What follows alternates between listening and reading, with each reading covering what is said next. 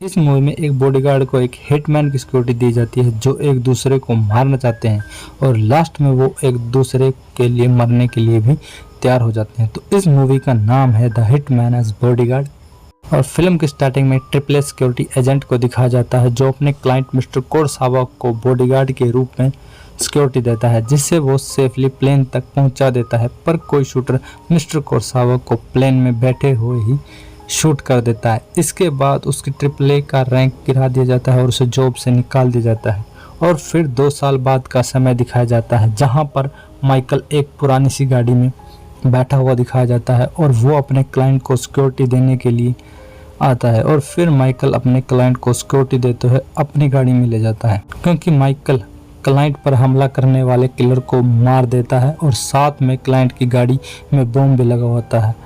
जिसके बाद वो ब्लास्ट हो जाती है और माइकल अपने क्लाइंट को बचा लेता है। और उसके बाद एक प्रेसिडेंट को दिखाया जाता है जिसका नाम डुकोविच होता है और जो इस फिल्म का विलेन है। वो एक प्रोफेसर के घर जाते हैं और वहाँ पर वो उसकी फैमिली को मार देता है। जिसके बाद एक कोर्ट का सीन दिखाया जाता है जहाँ पर वो प्रोफेसर प्रेसिडेंट के खिलाफ गवाही देता है पर कोई सबूत न होने के कारण उस केस की सुनवाई नहीं होती। और यहाँ पर डुकोविच के खिलाफ कई लोग नारे भी लगा रहे होते हैं क्योंकि डुकोविच बेगुनाह लोगों को मार देता है और साथ में वो इलीगल काम भी करता है। उसके बाद एक जेल का सीन दिखाया जाता है जहाँ पर इंटरपोल के सिपाही एक कैदी को पकड़ते हुए एक मीटिंग हॉल में ले जाते हैं। इस कैदी का नाम किंकेड होता है जो एक हिटमैन यानी एक कॉन्ट्रैक्ट किलर है और उसके साथ एक कॉन्ट्रैक्ट किया जाता है कि अगर तुम डुकोविच के खिलाफ गवाही दोगे तो तुम्हारी गर्लफ्रेंड को रिहा कर दिया जाएगा। और किंकेड इस कॉन्ट्रैक्ट पर साइन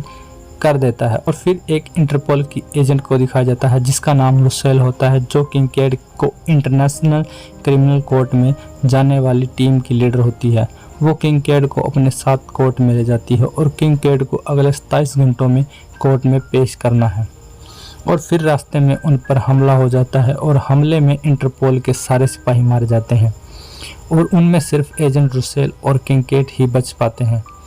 और वो मिलकर सबको मार देते हैं। पर किंकेड के पैर में गोली लग जाती है और वो वहाँ से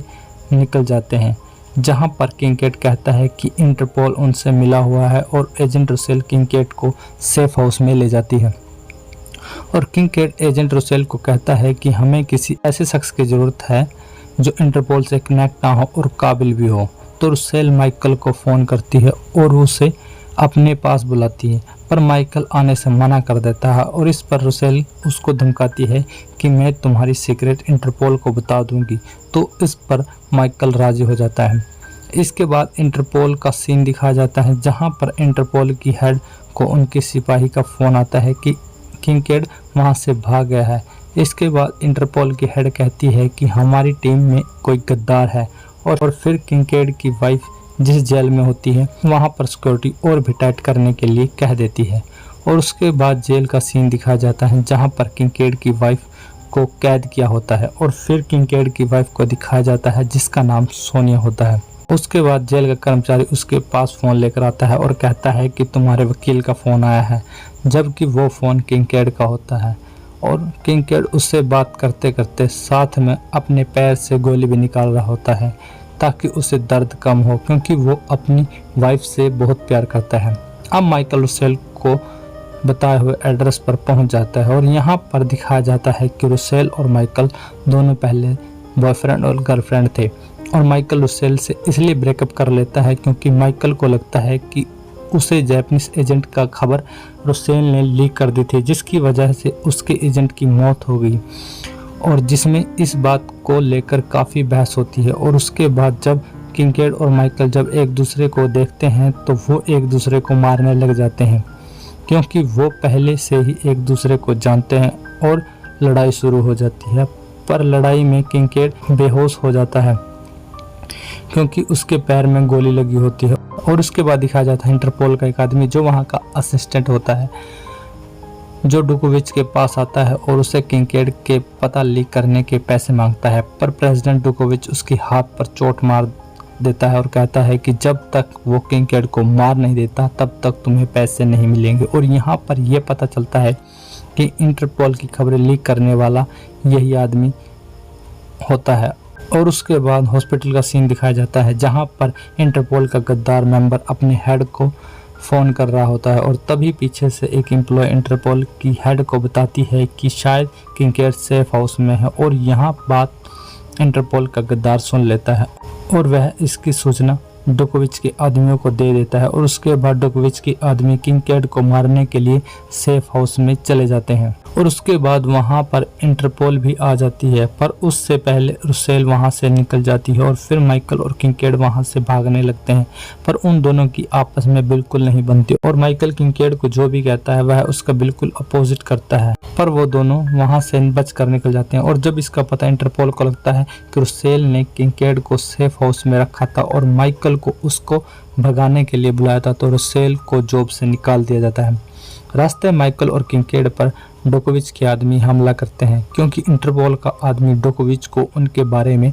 पूरी खबर दे देता है कि वो किस गाड़ी में हैं और हमले में डोकोविच के तीनों आदमी मर जाते हैं। फायरिंग में दोनों गाड़ियां भी ब्लास्ट हो जाती हैं। फिर दोनों पैदल चले जाते हैं और किंकेड अपनी लव स्टोरी के बारे में बताता है कि कैसे उसे सोनिया मिली। किंकेड बताता है कि सोनिया एक बार में मिली थी जहां सोनिया एक वेटर होती है और वहां पर कुछ लड़के सोनिया को छेड़ने लगते हैं और सोनिया उनको मारने लग जाती है, जिसे देखकर किंकेड को सोनिया से प्यार हो जाता है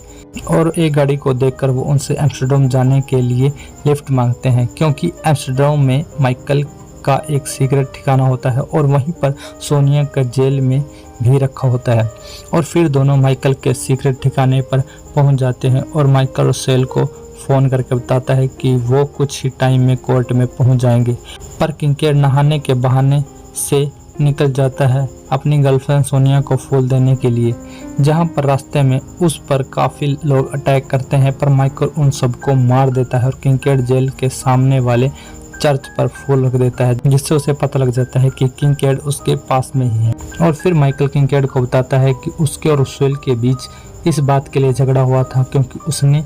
जापानीज क्लाइंट की डिटेल लीक कर दी थी। किंकेड हंसने लगता है और कहता है कि कुरोसावा को तो मैंने मारा था, और जिसे सुनने के बाद माइकल के होश उड़ जाते हैं और माइकल किंकेड को एक पंच मारता है और वहां से चला जाता है। जब किंकेड कोर्ट जाने के लिए वहां से जाता है और उस पर रास्ते में डोकोविच के आदमी फायरिंग कर देते हैं, जिसे वहां पर पुलिस भी आ जाती है। उसके बाद फायरिंग की आवाज़ सुनकर माइकल भी वहां किंकेड को बचाने के लिए आ जाता है। डोकोविच के आदमी किंकेड को मारने के लिए उसके पीछे भागते हैं और किंकेड को बचाने के लिए माइकल भी उनके पीछा करता है और पुलिस भी। किंकेड वहां से भाग जाता है, पर माइकल को डोकोविच के आदमी पकड़ लेते हैं ताकि वो माइकल से किंकेड के बारे में पता कर सके और उसे करंट के शॉक दिए जाते हैं। इतने में वहां पर किंकेड आ जाता है और वो उसे बचाकर अपने साथ ले जाता है। उसके बाद किंकेड माइकल को कहता है कि हमें पुरानी बातें भुला देनी चाहिए और फिर किंकेड माइकल से उसके और रुसेल के बारे में पूछता है, तो माइकल अपनी लव स्टोरी के बारे में बताता है कि किस तरह वो अपने क्लाइंट की फिंगल में आया था और रुसेल वहां पर इंटरपोल के साथ मेरे क्लाइंट के पेटू भाई को पकड़ने के लिए आते हैं, पर वहां पर उनका प्लान फेल हो जाता है और अफरा तफरी में वो एक दूसरे से टकरा जाते हैं और फिर इस तरह से उन दोनों में प्यार बढ़ जाता है। और इस दौरान किंकेड और माइकल की आपस में काफ़ी अच्छी बन गई होती है और माइकल किंकेड को कहता है कि डोकोविच के आदमी रास्ते में हमें मारने के लिए ज़रूर खड़े होंगे, जिस कारण हमें कोर्ट जाना मुश्किल है, तो क्यों ना हम एम्स्ट्रॉम वापस चलें और तुम्हारी गर्लफ्रेंड को छुड़ा ले। और किंकेड कहता है कि नहीं, तुम्हारा ट्रिपल ए का रुतबा मेरी वजह से ख़राब हुआ है तो मैं उसे ठीक करूँगा, इसलिए पहले हम कोर्ट में जाएंगे। और वो कोर्ट की तरफ निकल जाते हैं और फिर डोकोविच के आदमी उनको देख लेते हैं और उनका पीछा करते हैं और माइकल रुसेल को फ़ोन करता है और वह उससे सॉरी मांगता है।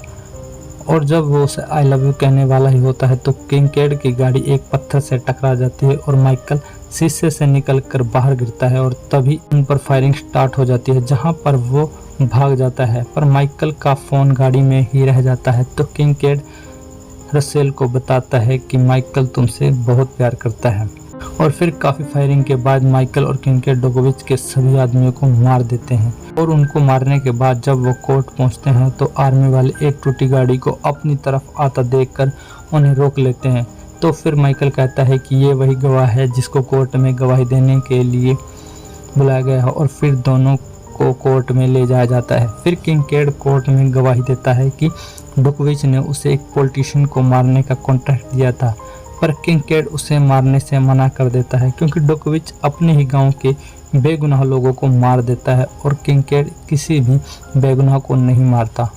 और डुकविच का वकील किंकेड से कोर्ट में सबूत मांगता है तो किंकेड उन्हें सारे सबूत दिखा देता है जो कि उसने एक वेबसाइट पर अपलोड किए होते हैं। फिर डुकविच उठता है और कहता है कि सारे गुनाह मैंने ही किए हैं और बेलारूस की गद्दी का असली हकदार मैं हूं। और उसके बाद डुकविच का खबरी जो कि इंटरपोल में असिस्टेंट डायरेक्टर होता है वो वहां से भागने लगता है तो रुसेल उसको देख लेती है और उसका पीछा करती है और उसे वहीं पर रुकने के लिए कहती है। और वहीं पर डुकविच अपने आदमी को इशारा करता है और कहता है कि उसे कोई भी नहीं रोक सकता और यहीं बाहर ट्रक को दिखाया जाता है जिसमें बम लगे होते हैं और वहीं सीधा आकर इंटरनेशनल कोर्ट में टकरा जाता है जिससे बहुत बड़ा ब्लास्ट हो जाता है। और फिर डुकविच एक पुलिस वाले की गन निकालकर किंकेड को मारने लगता है तो माइकल उसे बचा लेता है पर गोली माइकल को लग जाती है जिससे देखकर किंकेड को काफ़ी गुस्सा आता है और वो उसे मारने के लिए उसके पीछे जाता है। और डुकविच जिस हेलीकॉप्टर में जाने वाला होता है किंकेड उस हेलीकॉप्टर को ब्लास्ट कर देता है और फिर किंकेड डुकविच को कहता है कि तुमने अपनी मौत तो तभी लिख दी थी जब तुमने उसके बॉडीगार्ड को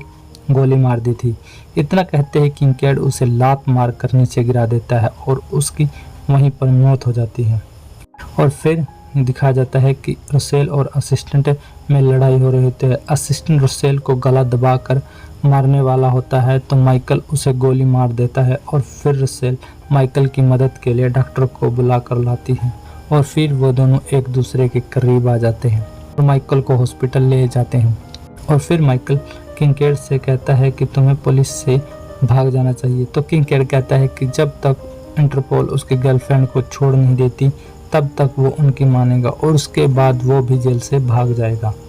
और इसके बाद किंकेड की वाइफ की सजा माफ कर दी जाती है और वहीं पर टेलीविजन में दिखाया जाता है कि किंकेड जेल से फरार हो गया है। और उसके बाद एक बार का सीन दिखाया जाता है जहां पर किंकेड और उसकी वाइफ सोनिया आपस में डांस कर रहे होते हैं और वहां पर वे अपनी एनिवर्सरी मना रहे होते हैं। और इस तरह से इस फिल्म की हैप्पी एंडिंग होती है।